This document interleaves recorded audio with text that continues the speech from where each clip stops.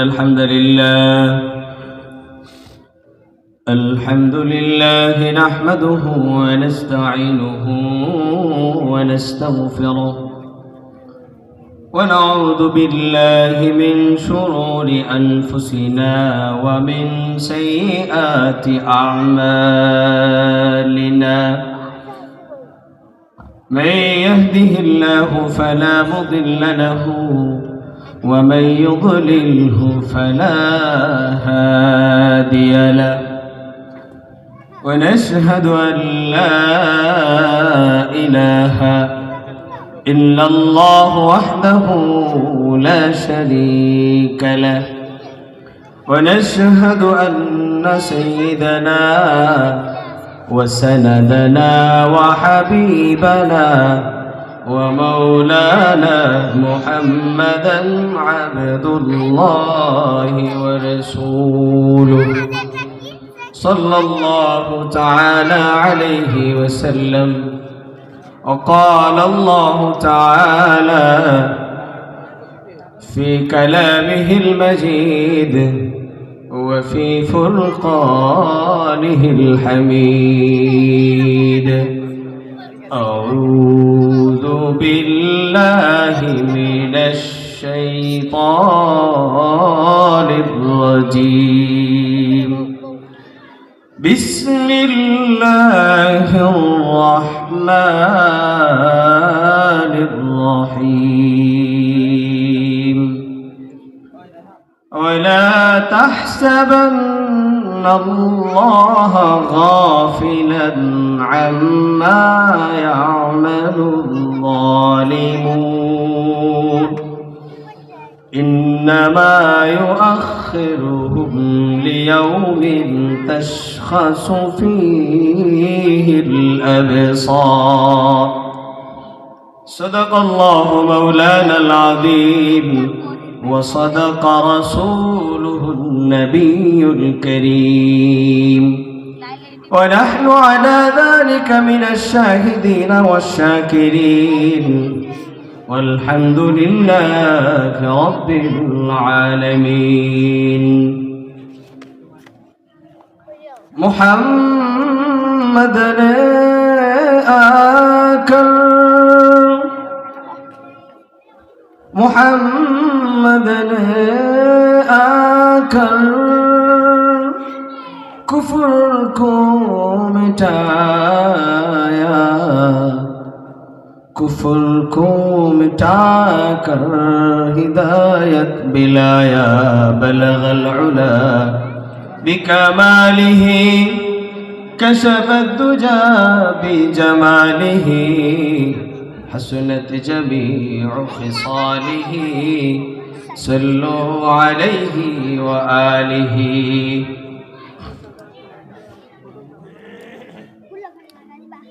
Markazul Uloom ideal মাদ্রাসা Haaland Dakshinkhan Dhaka এর উদ্যোগে আয়োজিত আজকের মাহফিলের সম্মানিত সভাপতি সাহেব, প্রধান আলোচক আল্লামা মুফতি সাজিদুর রহমান হাফিজাহুল্লাহ তাআলা, মঞ্চ উপবিষ্ট উলামায়ে কেরাম, আমার সামনে আগত ধর্মপ্রাণ ধর্মবিরো যুবক, নওজোয়ান, বৃদ্ধ বাবারা,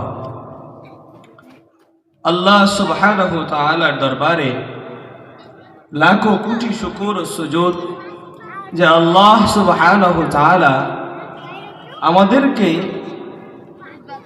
এই ফিতনা ফাসাদের সময় শুধু দেশ নয়, দেশের বাহিরেও গোটা বিশ্বব্যাপী যখন সংকটময় অবস্থা বিরাজ করছে, এমন মুহূর্তে রব্বুল আলামিনের মহা গ্রন্থের কথা বলা ও শোনার জন্য আমাদেরকে উপস্থিত হওয়ার সুযোগ করে দিয়েছেন।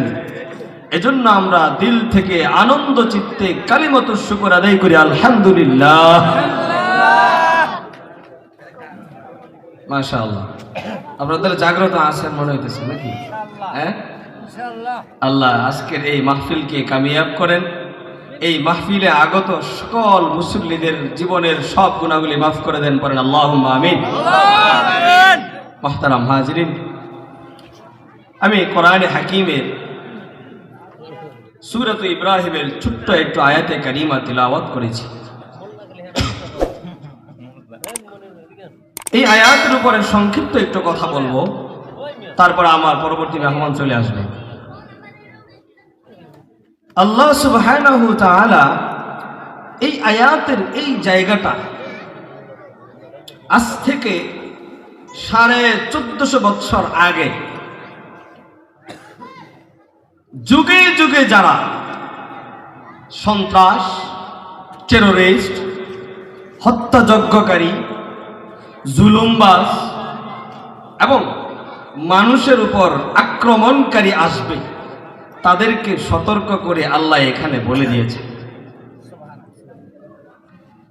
বড় আশ্চর্যের ব্যাপার হলো, এই যে দ্বীনি মাহফিলগুলি যখন হয় তখন আমরা উদাসীনতার সাথে উপস্থিত হই না।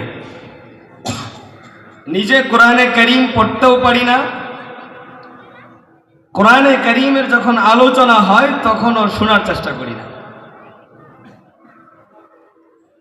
আল্লাহ পাক এখানে যারা কোরআনে কারীম পড়তে পারে, বুঝতে পারে, অনুবাদ, তাফসীর, ব্যাখ্যা, বিশ্লেষণ বুঝে, তারা সবাই অ্যালার্ট হয়ে যাবে। আজ পর্যন্ত আপনাদেরকে প্রশ্ন করব, কোথাও শুনছেন যে একজন বড় আলেম, যেমন মনে করেন উদাহরণস্বরূপ আজকের যিনি আসতেছেন প্রধান মেহমান আল্লামা সাজিদুর রহমান হাফিজাহুল্লাহ, অনেক বড় মানুষ, উনাকে আপনারা দেখেছেন অথবা শুনেছেন যে হুজুর কোথাও বোমা মেরে 50 জন মানুষকে মেরে ফেলছে? শুনছেন? জোরে কইবেন, শুনছেন? কেন? উনার মতোই তো কত মানুষ মেরে ফেলতেছে, জুলুম করছে, অত্যাচার করছে, নিপীড়ন করে যাচ্ছে। উনি করে না কেন? উনার ভিতর রক্ত মাংস নেই, হাড্ডি নেই। উনি কোরআনে কারীমের এই মেসেজটা জানে। কথা বুঝতেছেন? ও মুসলমান, আল্লাহ সুবহানাহু ওয়া তাআলা আজ থেকে 1450 বছর পূর্বে আজকের যেই ক্যালিফোর্নিয়া বলেন, যেই লস অ্যাঞ্জেলেস বলেন, যেই ইউরোপের কথা বলবেন, যেই দাবানল চলছে, যে আগুন প্রজ্বলিত হয়েছে, এই আগুন প্রজ্বলিত হবে, এই আগুন হতে পারে, সে কথা আল্লাহ বলে দিয়েছেন। আল্লাহ সুবহানাহু ওয়া তাআলা বলে দিলেন, লা তাহসাবান্নাল্লাহা গাফিলা আম্মা ইয়ামালুজ জালিমুন। ও দুনিয়ার জালেমরা শুনে রাখো, শুনে রাখো, খেয়াল করে শুনো। আল্লাহ পাক কি বললেন? আল্লাহ সুবহানাহু ওয়া তাআলা বলে দিলেন, ও জালেমরা শুনে রাখো, ওয়ালা তাহসাবান্নাল্লাহা গাফিলান, আল্লাহকে তোমরা উদাসীন মনে করো না, গাফেল মনে করো না, আল্লাহকে বেখবর এরকম মনে করো না। আল্লাহ পাক পৃথিবীর ভূখণ্ডে নয়, 7 আসমান, 7 জমিন এবং নবমণ্ডল, ভূমণ্ডল, পৃথিবীর যে কোনো জায়গার কথা বলেন, অন্ধকার রজনীতে কোনো কালো পিপিলিকাও যদি পাথরের পাদদেশে হাঁটাচলা করে, সেই পাথরের পাদদেশে সেই ছোট্ট কালো পিপিলিকার পায়ের ক্ষীণ আওয়াজও আমার আল্লাহ শুনতে পান।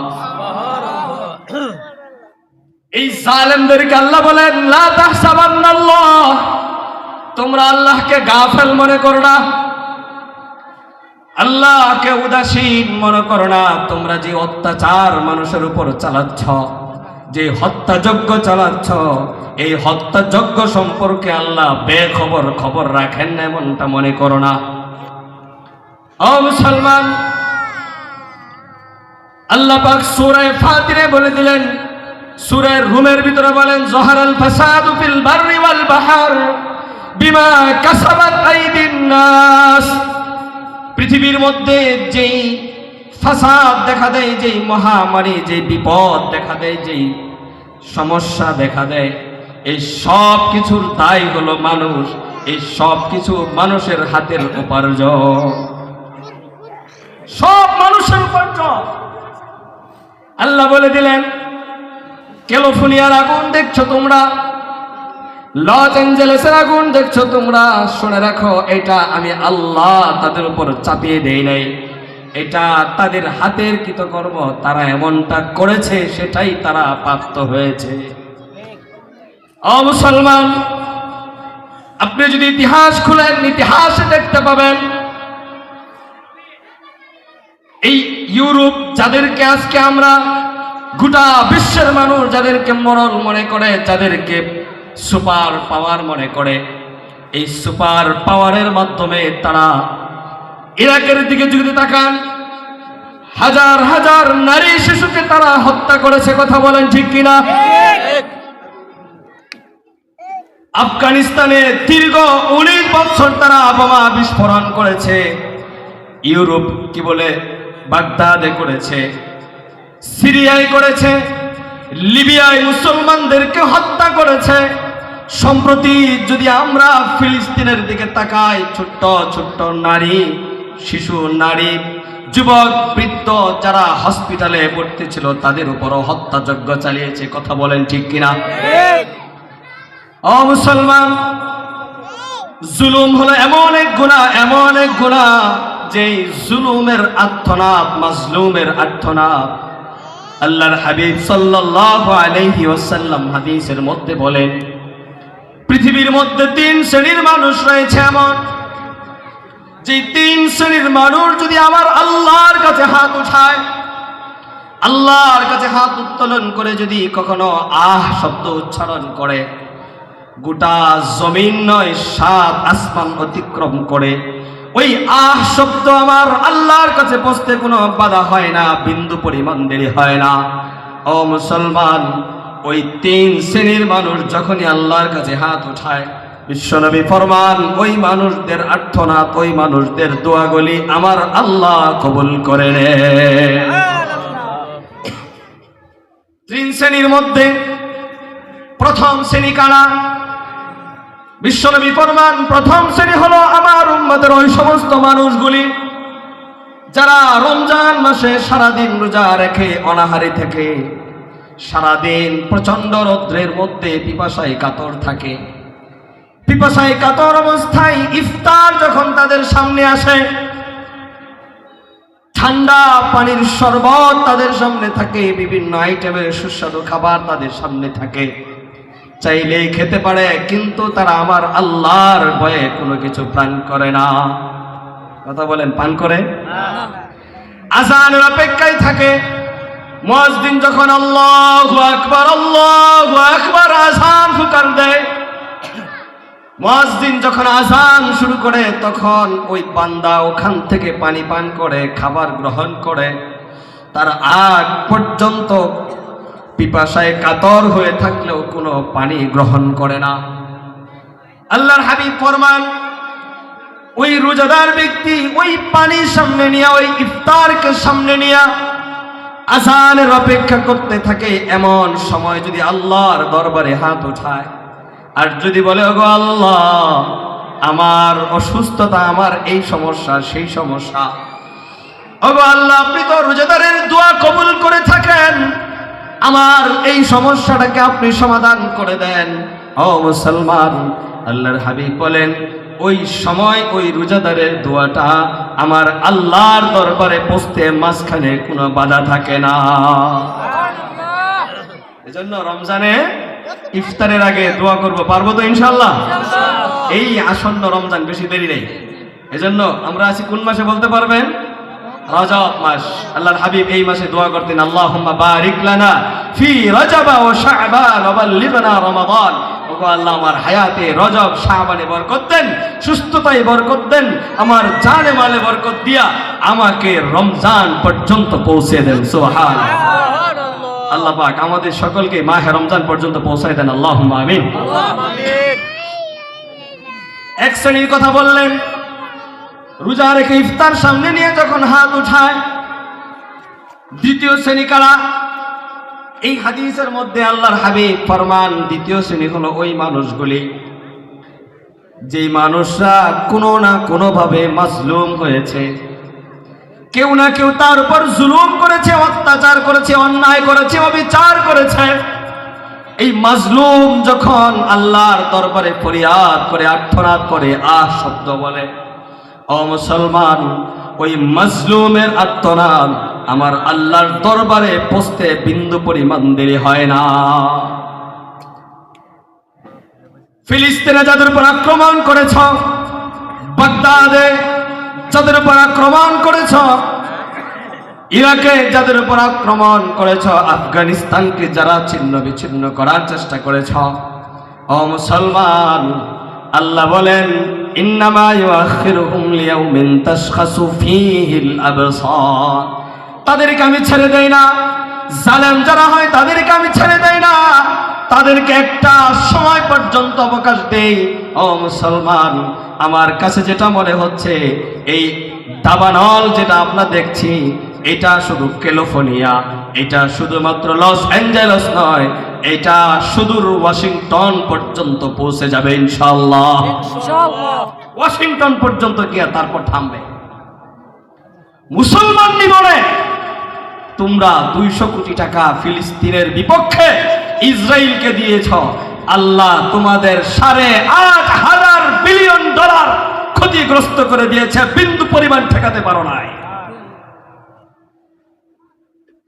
বিশ্বের হলিউড তারকা যারা, হলিউড তারকা, সবচাইতে নোংরামি, সবচাইতে বেহায়াপনা, অশ্লীলতা যেই অঞ্চলটাতে হতো সেটাও লস অ্যাঞ্জেলেস। আল্লাহ ধরে ধরে ধরে না, ধরলে আল্লাহ কি করে না, মাশাআল্লাহ, বুঝেন তাহলে আপনারা। আল্লাহ বলেন উমলি লাহুম ইন্না কাইদি মাতিন, আমি আল্লাহ ধরি না, ছাড়তেই সুযোগ দেই, দেখতে থাকি বান্দা তুই ফিরে আসো কিনা, তুমি ফিরে আসো কিনা, তুমি তওবা করো কিনা।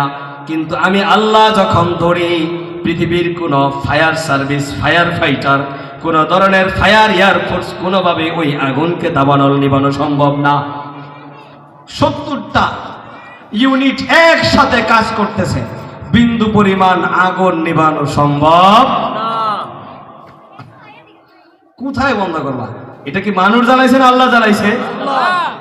মুহতারাম হাজিরিন, শিক্ষা নেওয়া দরকার। আল্লাহ আমাদেরকে বাঁচিয়ে জালেমদের উপর দিয়ে আমাদেরকে শিক্ষা দিতেছেন। ও মানুষ, দেখে রাখো, চোখ খুলে দেখো, আল্লাহর আগুন যখন চলে আসে, পৃথিবীর কোনো মানুষ আগুন জ্বালাইতে হয় না, এই আগুন এমনিতেই জ্বলে। এই আগুন জ্বালানোর জন্য কোনো লাকড়ি লাগে না। পাহাড় পড়ে যাচ্ছে, ঘর বাড়ি পড়ে যাচ্ছে, মিলিয়ন মিলিয়ন ট্রিলিয়ন টাকার বাড়িঘর ছেড়ে আজকে ঘর বাড়ি রেখে পলায়ন করার চেষ্টা করছে। মুহতারাম হাজিরিন, হাদিসের মধ্যে আসছে আজ-জুলমু সালাসাতুন, জুলুম হলো 3 প্রকার। কয় প্রকার? কয় প্রকার বলেন? 3 প্রকার। ভালো করে বুঝবেন, এটা বললেই শেষ করে দেব। জুলুম হলো 3 প্রকার। জুলমুল লা ইয়াগফিরুল্লাহ, এক প্রকার জুলুম হলো এমন যেই জুলুমকে আল্লাহ ক্ষমা করেন না। হুজুর, এটা কোন জুলুম? আল্লাহ কোরআনে হাকিমে বলে দিলেন ইন্নাশ শিরকা লাযুলমুন আযীম। ইন্নাশ শিরকা লাযুলমুন আযীম। 1 নম্বর জুলুম হলো যেই জুলুম বাইনাল্লাহি ওয়া বাইনাল ইবাদ, বান্দা এবং আল্লাহর মাঝে হয়, অর্থাৎ বান্দা আল্লাহর নাফরমানির মাধ্যমে, আল্লাহর সাথে কাউকে শিরিক করার মাধ্যমে, আল্লাহর সাথে কাউকে অংশীদার স্থাপন করার মাধ্যমে জুলুম করে। আল্লাহ বলেন ইন্নাশ শিরকা লাযুলমুন আযীম, শিরিক হলো বড় জুলুম। ওয়া ইন্নাল্লাহা লা ইয়াগফিরু আন ইউশরাকা বিহি, যারা জুলুম করে, শিরিক করে, আল্লাহ তাদের শিরিককারীদেরকে আল্লাহ ক্ষমা করে না। তো 1 নম্বর জুলুম হলো কি? আল্লাহর সাথে কি করা? শিরিক করা। আমরা বাঁচবো তো আল্লাহর সাথে শিরিক করা থেকে? কেমনে বাঁচবেন? মাজারে উরুসলে যাবেন না?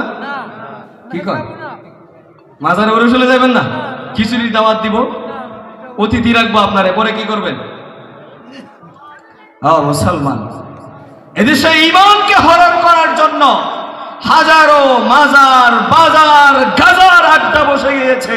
মানুষের ঈমানগুলি ধ্বংস করে দিয়া ওখানে নিয়ে সাজদা করায়া, ওখানে নিয়ে আপনাকে পক্ষপাতিত্ব করায়া আপনার ঈমানটাকে নিঃশেষ করে দেওয়ার জন্য পায়তারা করছে। এজন্য মাজারে যাওয়া যাবে না। পারবো তো ইনশাআল্লাহ? কোনো মাজার নাই। কয় যে হুজুর সন্তানটা হইতেছিল না, এই জন্য গেছিলাম। তাহলে আমি প্রশ্ন করবো আপনারা, আমাদের এলাকায় কুকুর আছে না? কি বলেন, আপনাদের এলাকায় কুকুর আছে না? কয়টা কুকুর মাজারে গেছে সন্তানের লেগে? এক একটা কুকুরের বাচ্চা কি একটা দুইটা? ওই কোন মাজারে গেল? ওরে কোন আল্লাহ দেয় না খাজায় দেয়, বাবাই দেয়? সন্তান দেওয়ার মালিককে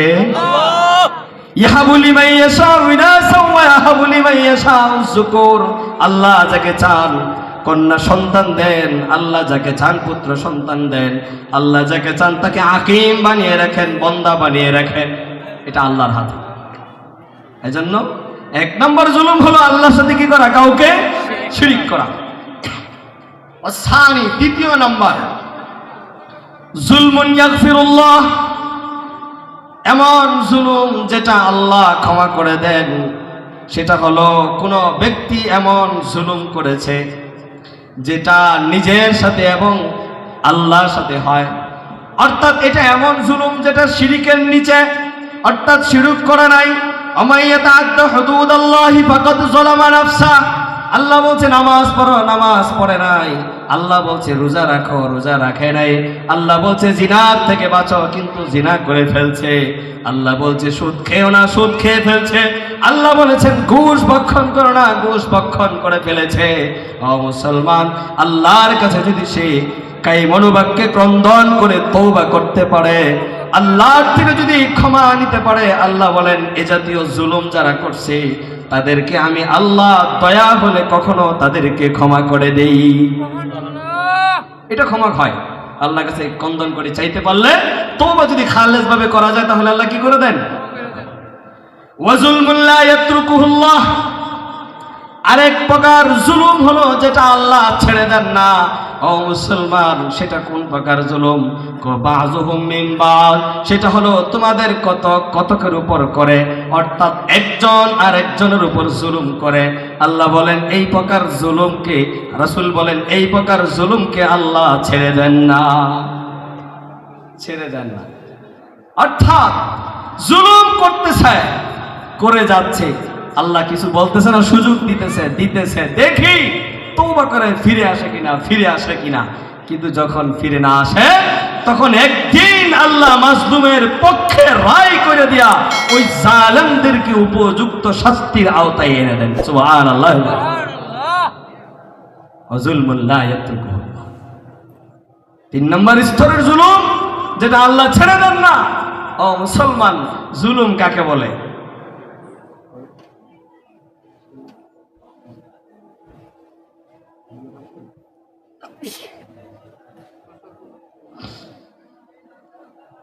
জুলুম কাকে বলে হুজুর জানা দরকার আছে কিনা? খালি জুলুম বলতেছেন, জুলুম কাকে বলে? জুলুম বলা হয় আপনি মানুষ হিসাবে আরেকজন মানুষ আপনার থেকে যতটুকু হক প্রাপ্য ততটুকু হক যদি তাকে আপনি না দেন, অথবা সে আপনাকে না দেয়, সেখানে যতটুকু ঘাটতি করেছে সেটাই হলো জুলুম। কথা বুঝছেন আমার? একজন মানুষ, আমি মানুষ হিসাবে আপনার থেকে কি পাই? একটা মানবিক সম্মান আমি আপনার থেকে পাই। এটা হয়তো বা বাবা ছেলের হতে পারে, এটা স্বামী স্ত্রীর হতে পারে, এটা মা মেয়ের হতে পারে, এটা ভাই ভাইয়ের হতে পারে, এটা প্রতিবেশীর হতে পারে, এটা সামাজিক মানুষের সমাজপতি সমাজের নেতা নেত্রীর হতে পারে, এটা রাষ্ট্রের হতে পারে, এটা সরকারের হতে পারে, এটা গোটা বিশ্বমরল যেটাকে বলা হয় যে বিশ্ব মানবাধিকার সংস্থা তাদের থেকেও হতে পারে। মানে কি জুলুম হুজুর? আমি সন্তান হিসাবে আমার বাবা আমাকে যতটুকু বাবার থেকে হক পাই সে হক আমার বাবা যদি আমাকে না দেয়, আমি সন্তান হিসাবে বাবাকে যতটুকু হক আমার থেকে প্রাপ্য ছিল আমি যদি তাকে না দেই, আমি স্বামী হিসাবে আমার স্ত্রী আমার থেকে যতটুকু প্রাপ্য অধিকার রয়েছে তাকে যদি ততটুকু অধিকার না দেই, আমি স্ত্রী হিসাবে আমার স্বামী আমার থেকে যতটুকু হক প্রাপ্য ততটুকু যদি আমি না দেই, আমি সমাজের নেতা নেত্রী হিসাবে আমার অধীনস্থ মানুষ যারা তারা আমার থেকে যতটুকু অধিকার পাই সেটা যদি না দেই, আমি রাষ্ট্রনায়ক হওয়ার পরে সমাজের আমার রাষ্ট্রের মানুষ আমার থেকে রাষ্ট্রীয় যে সুযোগ সুবিধা পাওয়ার কথা ছিল সেটা যদি না দেই, ও মুসলমান, এটা যতটুকু কমতি করা হলো সেই কমতিটার নাম হলো জুলুম। তাহলে এবার চিন্তা করে দেখেন তো, আমরা কেউ আছি এমন যে হুজুর আমার থেকে কারো উপর জুলুম হয় না? আছেন কেউ? সম্ভব? প্রিয় ভাই, আমাদের জুলুম থেকে বেঁচে আসতে হবে, ফিরে আসতে হবে। জুলুম হলো এমন জিনিস, যখনই এই মাজলুম আত্মনাদ করবে, এই মাজলুম যখন আত্মনাদ করবে তখন আল্লাহর আরশ পর্যন্ত এই মাজলুমের আহ ধ্বনি পৌঁছে যায়। রাসূলের বিখ্যাত সাহাবী হযরত আবু হুরায়রা রাদিয়াল্লাহু আনহু, নাম শুনছেন তো? আমরা শুনছেন না? হযরত আবু হুরায়রা রাসূলের বিখ্যাত সাহাবী, অনেক হাদিস হযরত আবু হুরায়রা থেকে বর্ণনা আছে। হযরত আবু হুরায়রা আল্লাহর হাবিব সাল্লাল্লাহু আলাইহি ওয়াসাল্লাম থেকে একটা লম্বা হাদিস বর্ণনা করেন। আল্লাহর হাবিব সাল্লাল্লাহু আলাইহি ওয়াসাল্লাম ফরমান, যখন সমাজের মাঝে এমন পরিস্থিতি সৃষ্টি হয়ে যাবে, কি পরিস্থিতি হবে? এক নাম্বার হলো, রাষ্ট্রীয় মালকে মানুষ যখন নিজের মাল মনে করা শুরু করবে, সরকারি মাল যখন নেতা নেত্রীরা নিজের মাল মনে করা শুরু করবে, আমানতের মালকে মানুষ যখন নিজের মালের মতো ব্যবহার করবে। আমানত বুঝেন? হ্যাঁ, মসজিদের ক্যাশিয়ার থাকে না, মাদ্রাসা কমিটির ক্যাশিয়ার থাকে না, উনার হাতে যেই টাকা থাকে, যেই অর্থ থাকে, এটা কি উনার না আমানত? সমাজে এমপি মেম্বার চেয়ারম্যান থাকে না, তাদের হাতে রাষ্ট্রের প্রধানমন্ত্রী থেকে যে অর্থ বাজেট আছে সেটা জনগণের জন্য কি আমানত। হযরতে আবু হুরায়রা থেকে বর্ণনা যে মানুষ যখন রাষ্ট্রীয় মালকে নিজের মাল মনে করে, ও মুসলমান, এই পরিস্থিতি আমাদের দেশে আছে না নাই? যদি নিজের মাল মনে নাই করতো তাহলে বিদেশে পাচার করলা কোন হিসাব করে? কি কর? ওখানে আমার দেশের কি কল্যাণ আছে? বেগম পাড়ায় থেকে প্রতি বছর বাংলাদেশে কয় কোটি টাকা ভাড়া আসে? বাউসার দেখাতে পারবেন একটা যে হুজুর বেগম পাড়ার বাড়িগুলির ভাড়া বাংলাদেশে আসে, গরিব আর্থমানবতার কাজে ব্যয় হয়? কি বলেন? রাষ্ট্রীয় মাল নিজের মাল মনে করা যখন শুরু করবে মানুষ,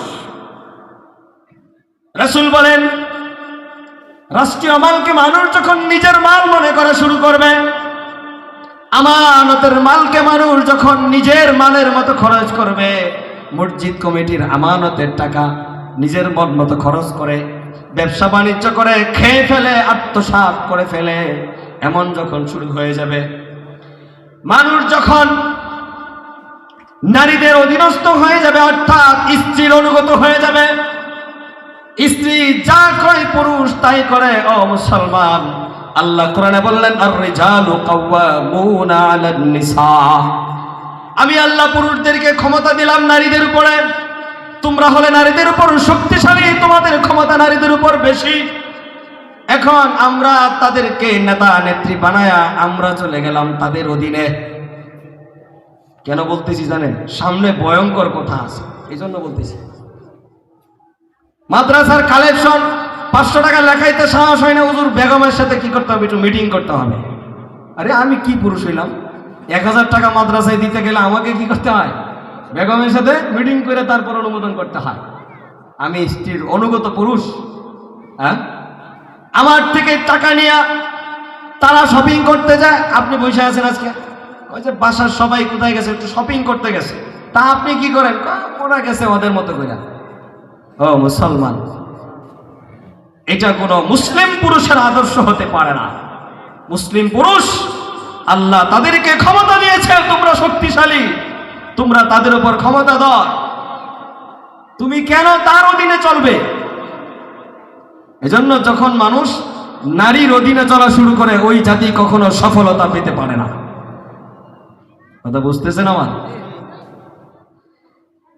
হযরত আবু হুরায়রা বলেন, মানুষ যখন স্ত্রীর অনুগত হয়ে যাবে, সমাজের মানুষ যখন নিজের মায়ের সাথে দুর্ব্যবহার করবে, বাবাকে পর মনে করা শুরু করবে, বন্ধু বান্ধবদেরকে আপন মনে করবে। কি বলেন? মা বাবাকে বৃদ্ধাশ্রমে রাখে, এরকম ইতিহাস বাংলাদেশে নাই? যদি না থাকে তাহলে বৃদ্ধাশ্রম হলো কেন? হ্যাঁ মুহতারাম হাজিরিন, আমরা বড় কঠিন সময়ে আছি, বড় কঠিন। ওই এঞ্জেলাসের আগুন যে আমাদের এখানে আসতেছে না, এটা এখন আল্লাহ শুকুর, আমাদের তওবা করা দরকার। এই সব আমাদের মধ্যে আছে। হযরত আবু হুরায়রা বলেন, মা বাবার সাথে দুর্ব্যবহার করবে, বন্ধু বান্ধবদেরকে আপন মনে করবে। ও মুসলমান, আজকে গার্লফ্রেন্ডের জন্য মানুষ নিজের মা বাবাকে খুন করে ফেলে, মা বাবার সাথে সম্পর্ক ছিন্ন করে ফেলে। বয়ফ্রেন্ডের জন্য বাবা মাকে ছেড়ে, ভাই বোন ফ্যামিলি আত্মীয় স্বজন ছেড়ে অন্য ছেলের হাত ধরে চলে যায়। রাসূল বলেন, নিজের মা বাবাকে পর মনে করবে, বন্ধু বান্ধবদেরকে আপন মনে করবে। করে কি করে না? এরপর যখন মসজিদগুলিতে শোরগোল শুরু হয়ে যাবে, মানে মসজিদে শোরগোল কি? কয় যে ইমাম সাহেব যদি একটা কথা এমন বলে ফেলেন যেটা আমার নেতার বিরুদ্ধে চলে গেছে অথবা আমার নেত্রীর বিরুদ্ধে চলে গেছে, কয় ইমাম সাহেব আজকে আসরের নামাজের আগে ইমাম সাহেবকে বাইর কর। কি বলেন? বাংলাদেশের ইতিহাস নাই? মুহতারাম হাজিরিন, আযাব আমাদের জন্য অপেক্ষা করছে। হক যখন বলে তখন এই ইমামকে বিদায় করো, এই মাওলানা সাহেবকে বিদায় করো, এই হুজুর কোত্থেকে আনছিলাম মাহফিলে, ওই হুজুরের ঠিকানা দাও। কেন? হুজুর কি নিজের পকেটের কথা বলছে না কোরআনের কথা বলছে? হাদিসের কথা বলছে না পকেটের কথা বলছে? মসজিদগুলিতে শোরগোল শুরু হয়ে যাবে। মুসলমান বাংলাদেশে এখনো, একটা সময় তো পুরোপুরি ছিল, মসজিদগুলোকে গ্রাস করে নিয়েছিল। মসজিদের সভাপতির থেকে নিয়ে 23 জন কমিটির সবাই হলো পলাতক দলের সদস্যবৃন্দ। সভাপতির থেকে নিয়ে, আমি নাম উচ্চারণ করি না, এটা নাম নিলেও এটা মানে না, মুখের বেহরমতি হয়। তো পলাতক দলের সভাপতির থেকে নিয়ে শেষ পর্যন্ত পলাতক কমিটি ইমাম সাহেবদেরকে চাপের মুখে রাখে, হুজুরকে করা পাহারা। কয় যে হুজুর, আমরা একটা সময় মাহফিলে গেলে আমাদের কানে কানে বলতো যে হুজুর কোরআন হাদিসের কথা কইেন।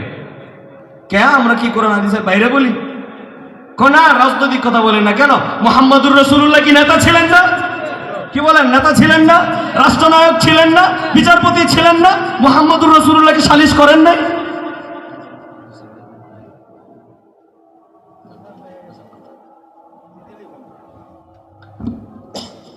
মুহাম্মদুর রাসূলুল্লাহ কি রাষ্ট্রনায়ক ছিলেন না? মদিনার প্রেসিডেন্ট ছিলেন না? তাহলে মুহাম্মদুর রাসূলুল্লাহর আলোচনা যখন আমরা করি তখন এটা রাজনৈতিক হয়ে যায় কেন? কি বলেন? তুমি নেতা হয়েছো, মুহাম্মদুর রাসূলুল্লাহ আদর্শ নাও, তুমি ওমরের আদর্শ গ্রহণ করো, ওমরের আদর্শ নাও, আবু বকরের আদর্শ নাও, উসমানের আদর্শ নাও, আলীর আদর্শ নাও, তুমি সমাজ চালাও। আমাদের সমাজ চালানোর দরকার নাই, চালাও তুমি। হযরতে ওমর যখন মারা গেলেন, উলামায়ে কেরাম আছেন এখানে, ওসিয়ত করতেছেন, আমার যে ঋণগুলি আছে, ঋণগুলি আমার সন্তানরা যদি পারে আগে আদায় করবে, যদি না পারে আমার বংশের লোকেরা, না পারলে আরেকটু বিস্তৃত করবে, তাদের মাধ্যমে আমার ঋণগুলি আদায় করবা। ও মুসলমান, আমার এই সোনার বাংলাদেশের শান্তিময় ভূমি একজন মন্ত্রী এমপি মারা যায়, হাজার হাজার কোটি টাকা তাদের বেগম পাড়ায় পড়ে থাকে, ইতিহাস নাই? তুমি কিসের নেতা হয়েছো না চুর হয়েছো তুমি? মানুষের গলা কাটতে আসছো না? আল্লাহ ছাড় দেন, ছেড়ে দেন না। আল্লাহ ছাড় দেন, ছেড়ে দেন না। ও মুসলমান, মসজিদগুলিতে শোরগোল শুরু হয়ে যাবে, অর্থাৎ ইমাম সাহেবকে খুব প্রটোকল, খতিব সাহেবকে খুব প্রটোকল। খতিব সাহেব আজকে আমার নেত্রীর বিরুদ্ধে কইলো কিনা, না নেতার বিরুদ্ধে কইলো কিনা, আরে সামান্য একটু মানে কোন রকম ঠেলে ঠুলে যদি সাধারণ সম্পাদক পদটা পাওয়া যায় ওয়ার্ডের, তাহলে তো তার হেডামে সমাজে আর চলা গেছে না। কি বলেন, আওয়াজ করেন না, ছিল না এমন? আল্লাহ এমন ভাবে বেইজ্জতি করছে, বাংলার ভূখণ্ডের এক হাত জায়গা ব্যবহার করার তৌফিক আল্লাহ দেয় নাই। লস অ্যাঞ্জেলেসের দিকে তাকান, জালেমের কি শাস্তি দেখেন। শিক্ষা নেওয়া দরকার আমাদের। মসজিদগুলিতে সুরগুল শুরু হয়ে যাবে, অর্থাৎ যখনই হকের কথা বলবে তখনই মসজিদে হাওগাও শুরু হয়ে যাবে। এই দেশের ইতিহাস অনেক আছে আমার চোখের সামনে। আলহামদুলিল্লাহ, আমি যে মসজিদগুলিতে ছিলাম, আমার মসজিদ কমিটিগুলি অনেক ভালো। এই পর্যন্ত যাদেরকে পাইছি আলহামদুলিল্লাহ যথেষ্ট ভালো। আমি হকের কথা স্পষ্টভাবে বলতে পারি, আমার কোনো বাধা নাই। কিন্তু আমার কাছে অনেক ইতিহাস আছে এরকম, আমার পরিচিত আলেম ওলামাদের বয়ানের পরে আসরের আগে ওনার চাকরি বিদায়। হুজুরের ঘুষের বিরুদ্ধে কইছে কেন? এখন সভাপতি তো ঘুষ খায়। মুহতারাম হাজরিন, হযরত আবু হুরায়রা বলেন মসজিদগুলোতে সুরগুল শুরু হয়ে যাবে। এরপরে যখন সমাজের মধ্যে অসৎ চরিত্রবান মূর্খ জাহেল মানুষগুলি যখন সমাজপতি হয়ে যাবে, তারা যখন সমাজের ধারক বাহক হবে, সমাজ পরিচালনাকারী হবে। ও মুসলমান, আমার দেশের ইতিহাস, নর্তকী রাত্রি যাপন করে মানুষের সাথে, যারা গায়িকা, যারা নায়িকা, যারা দেহ ব্যবসার সাথে জড়িত এমন মানুষ যখন সংসদের পার্লামেন্টে বসে, ওই জাতি কি করে সফলতা পেতে পারে, ওই জাতি কি করে উচ্চ শিক্ষিত হতে পারে, এটা আমার বুঝে আসে না। আল্লাহ রাসূল হাদিস 1450 বছর আগে বলে গেছেন যে জাহেল, অজ্ঞ, শিক্ষার কোনো আলো নাই, তারা হয়ে যাবে সমাজপতি। সমাজে যারা দাঙ্গা হাঙ্গা করতে পারে, স্বাস্থ্য একটু মোটা লম্বা চড়া, সে হয়ে গেল নেতা। আছে না নাই বলেন? একজন পাইছেন যে আমাদের সমাজের তাহাজ্জুদ গুজার, উনার হুজুর দীর্ঘ 40 বছর যাবৎ এক ওয়াক্ত নামাজ, উনি তাকবীরুল্লাহ ছুটে না, উনি হলেন আমাদের ইউনিয়নের চেয়ারম্যান। আছে একটা বাংলাদেশে? দেখাই পারবেন? মদ খা, গাঁজা, ইয়াবা, ফেন্সিডিল, এর সাথে আরো যা আছে সব যে খায়, হ্যাঁ হলো সভাপতি। দিনে দুপুরে মানুষ হত্যা করে যে, সে হলো চেয়ারম্যান।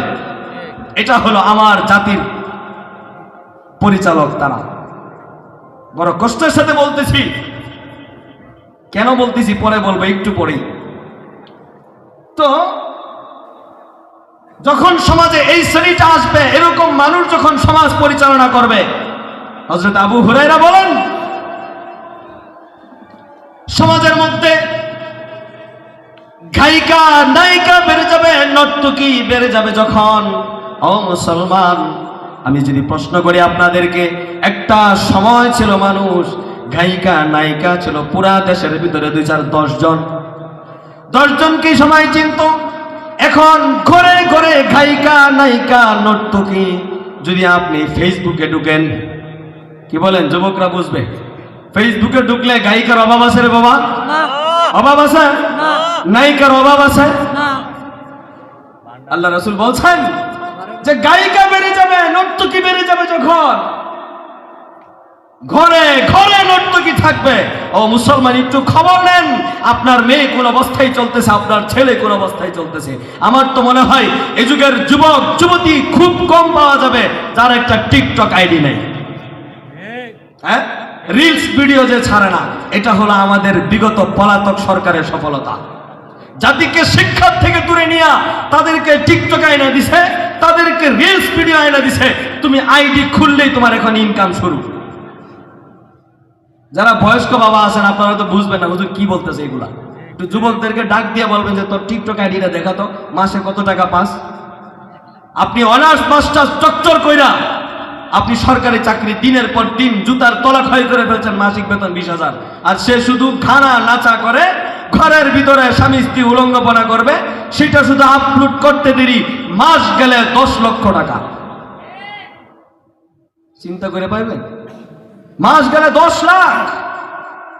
এটা আমাদের পলাতক নেতার দেওয়া সফলতা আমাদের জাতিকে এমন জায়গায় নিয়ে গিয়েছে, কিয়ামতকে যে কোনো সময় আমাদের উপর আনার ব্যবস্থা করে হয়ে গেছে। আল্লাহর হাবিব বলেন, নর্তকী বেড়ে যাবে, গায়িকা বেড়ে যাবে। হযরতে আবু হুরায়রা বলেন, তারপরে বলতেছেন যে সমাজে যখন বাদ্যযন্ত্র বেড়ে যাবে। ও মুসলমান, একটা সময় ছিল বাদ্যযন্ত্র শুধুমাত্র ঢোল, তবলা, হারমোনিয়াম অথবা বাঁশি, একতারা, দুতারা, এগুলি তো ছিল নাকি? যে আমরা জানেন কেমন, আর এগুলি না জানলে তো বলতে পারতাম না আপনার ঘরে, এজন্য জানতে হয় আমরা। একটা সময় শুধু এই কয়েকটা ছিল। এখন আপনি মিউজিক গুলিতে খবর নেন, এই সমস্ত মার্কেট গুলিতে যান, গিয়ে দেখবেন কি পরিমাণ তাদের বাদ্যযন্ত্র, ডিজে পার্টি যে মানে দোকানগুলি আছে তাদের কাছে গিয়ে দেখেন কি পরিমাণ যন্ত্রপাতি। জমিন কাঁপা শুরু হয়ে যায়। বিল্ডিং এর ছাদে করলে বিল্ডিং সহ কাঁপা শুরু হয়। কথা বলে ঠিক কিনা? হ্যাঁ, আল্লাহর হাবিব বলছেন বাদ্যযন্ত্র যখন বেড়ে যাবে। এরপরে বললেন যখন মদ জুয়া বেড়ে যাবে, সমাজে ঘরে ঘরে মানুষ মদ্যপান করবে, মানুষ জিনাহের মধ্যে জড়িত হবে, মানুষ যখন জুয়ার মধ্যে লিপ্ত হয়ে যাবে।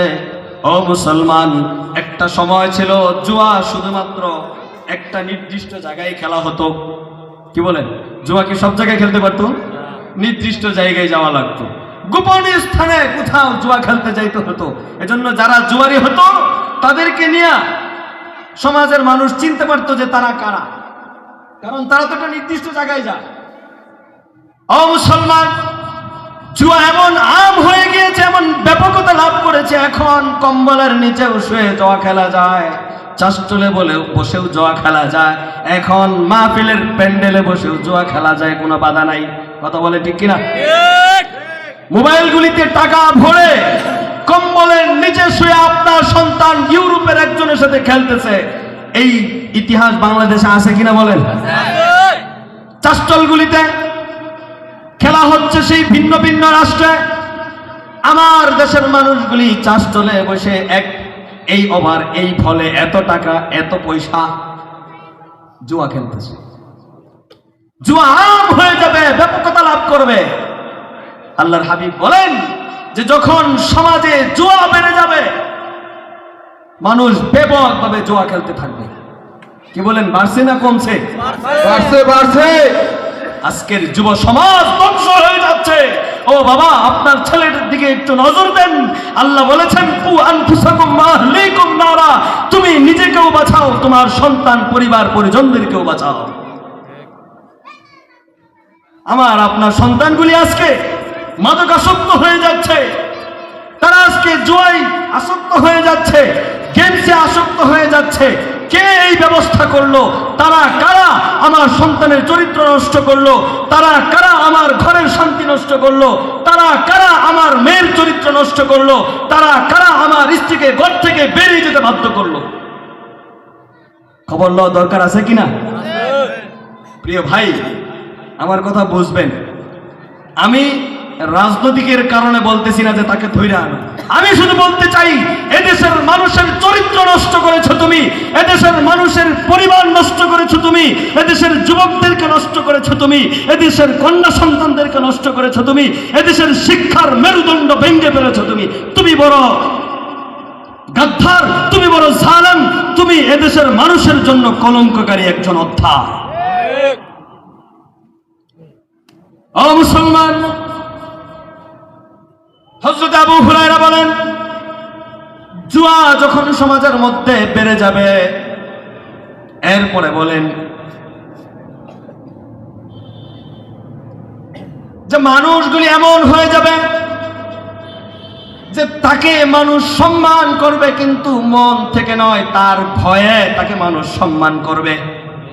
ও মুসলমান, সমাজে এমন মানুষ আছে কিনা যে তাকে মানুষ দেখলে সালাম দেয়, আসসালামু আলাইকুম ভাই, শুধুমাত্র এই জন্য যদি সালাম না দেই আগামীকালকে থেকে দোকানের শাটার আর খুলবে না। কি বলেন, আছে কিনা? নাই।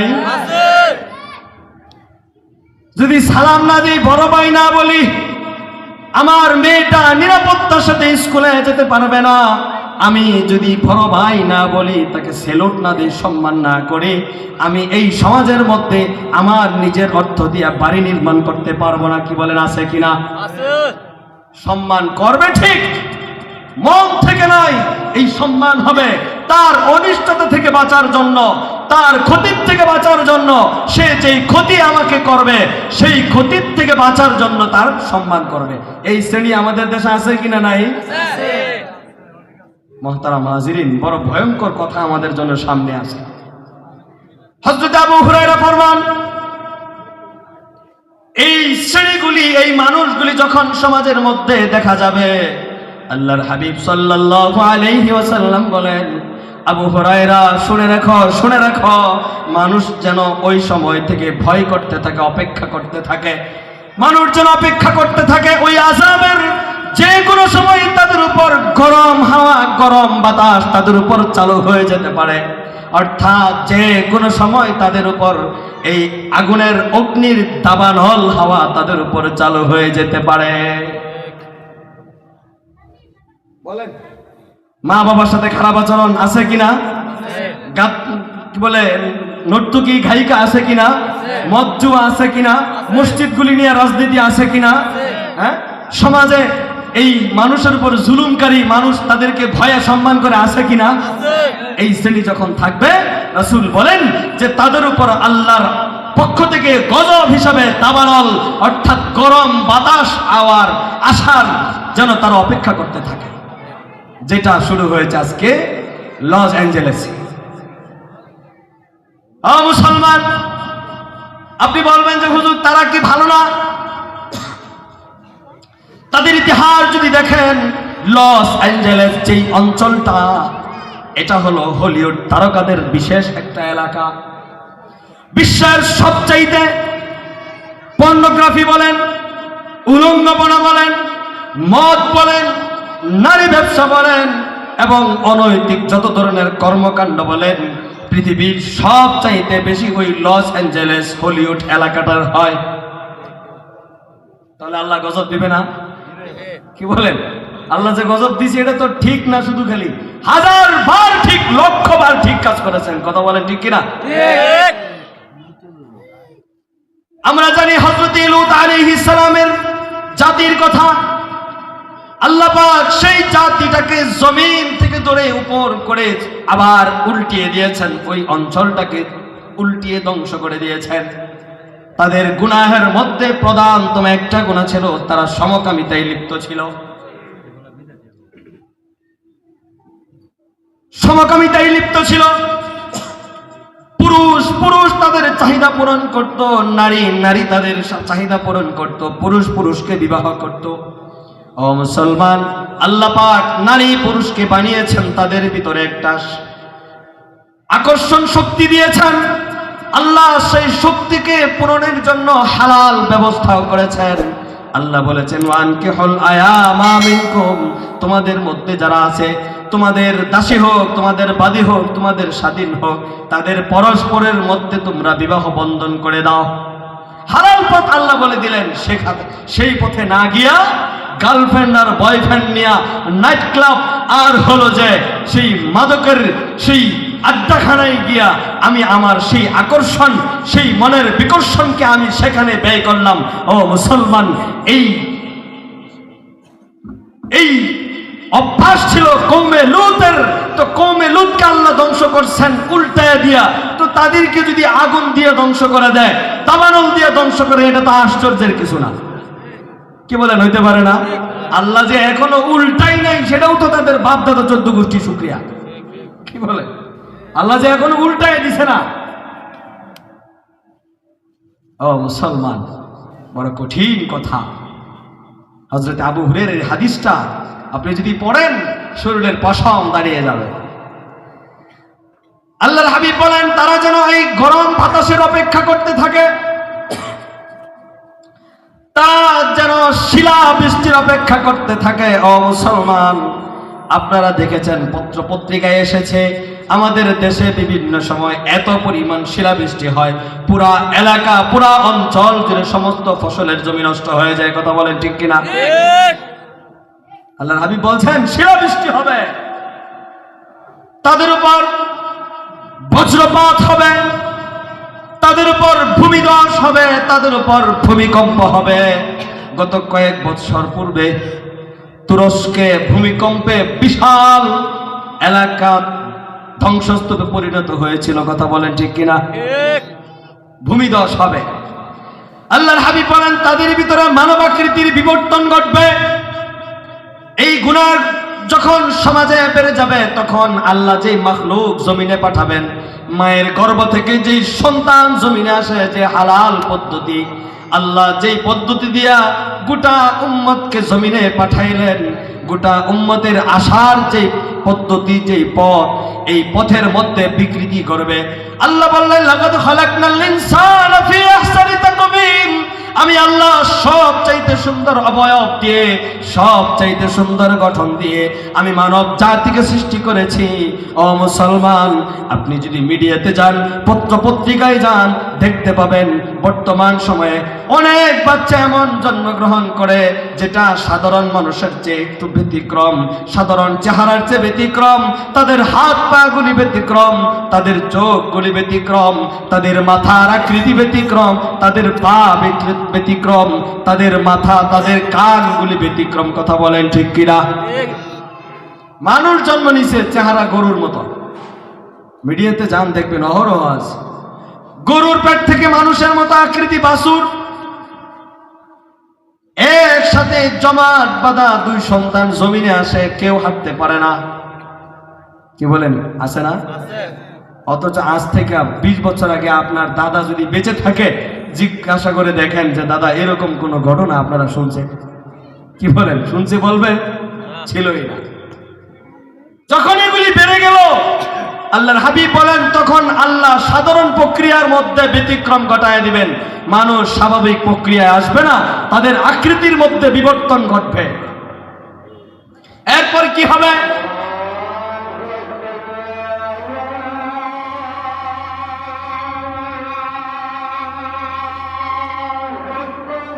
আল্লাহু আকবার। আল্লাহ, বসেন, শেষ হয়ে যাবে, তারপর আমরা নামাজে যাব।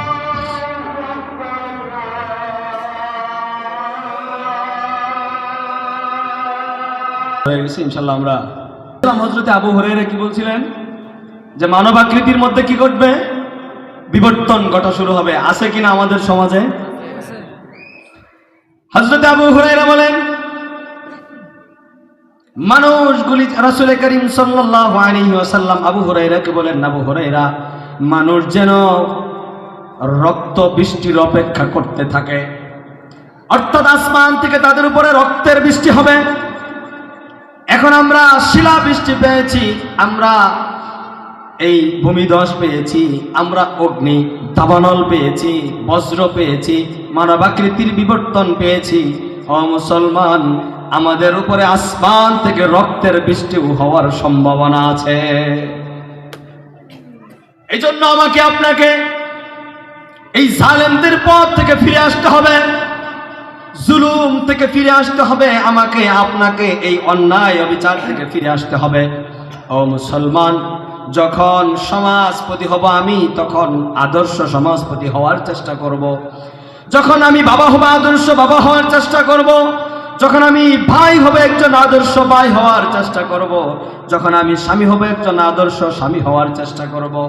ও মুসলমান, আপনি বলবেন যে হুজুর আমি এটা কোথায় পাবো? এই ট্যাবলেট, এই বিষয়টা, এটা, এই ফর্মুলাটা, এই বিষয়টাকে আমি একসাথে কোথায় পাবো? ও মুসলমান, এই বিষয়টাকে আমি যদি পেতে চাই, আল্লাহ পাক কোরআনে হাকিমে সুন্দরভাবে বলে দিয়েছেন, লাকাদ কানা লাকুম ফি রাসূলিল্লাহি উসওয়াতুন হাসানাহ। ও মানুষ, শুনে রাখো, তোমাদের জন্য উত্তম আদর্শ, উত্তম ব্যবস্থা, উত্তম চরিত্র হলো মুহাম্মদুর রাসূলুল্লাহর মধ্যে। সুবহানাল্লাহ। মুহাম্মদুর রাসূলুল্লাহর মডেল হিসেবে গ্রহণ করো, মুহাম্মদুর রাসূলুল্লাহর আদর্শকে নিজের মধ্যে বাস্তবায়ন করো, তাহলে মুহাম্মদুর রাসূলুল্লাহর মধ্যে তুমি রাষ্ট্র পরিচালনার আদর্শ তুমি পেয়ে যাবে। মুহাম্মদুর রাসূলুল্লাহর মধ্যে একজন আদর্শ বাবা হওয়ার চরিত্র তুমি পেয়ে যাবে। মুহাম্মদুর রাসূলুল্লাহর মধ্যে একজন আদর্শ স্বামী হওয়ার চরিত্র তুমি পেয়ে যাবে। মুহাম্মদুর রাসূলুল্লাহর মধ্যে একজন আদর্শ বিচারপতি হওয়ার চরিত্র তুমি পেয়ে যাবে। মুহাম্মদুর রাসূলুল্লাহর মধ্যে একজন আদর্শ সমাজপতি হওয়ার চরিত্র তুমি পেয়ে যাবে। সুবহানাল্লাহ। এজন্য আজকের এই মাহফিল থেকে আমরা এই শিক্ষাটুকু নেওয়ার চেষ্টা করব যে আমার বাকি জিন্দেগিটা যেন জালেমদের মতো না হয়ে আমার চরিত্রটা যেন মুহাম্মদুর রাসূলুল্লাহর চরিত্র হয়। আমার আখলাকটা, আমার অভ্যাস, আমার আদর্শ যেন মুহাম্মদুর রাসূলুল্লাহর আদর্শের মতো হয়। পারবো তো ইনশাআল্লাহ? আল্লাহ তাআলা আমাদেরকে এই কথাগুলির পর আগে আমাকে, তারপর আপনাদেরকে আমলের তৌফিক দান করেন। আমিন। ওয়া আখির দাওয়ানা আলহামদুলিল্লাহ।